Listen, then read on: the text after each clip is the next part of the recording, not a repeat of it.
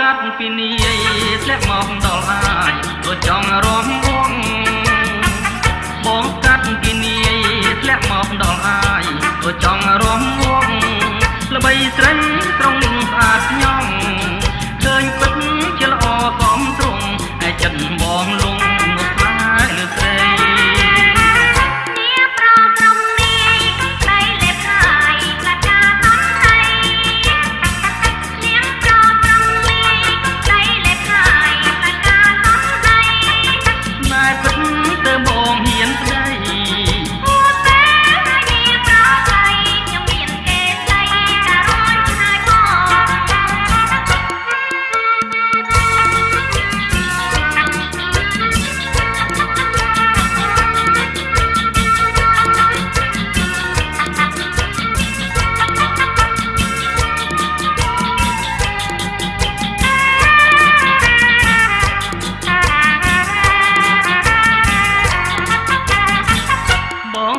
ពីនាយធ្លាក់មកដល់អាយក៏ចង់រំវង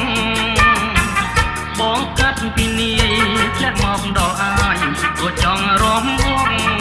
ល្បីស្រីត្រង់នឹងស្អាតញងឃើញពិតជាល្អកំទ្រង់តែចិត្តបងល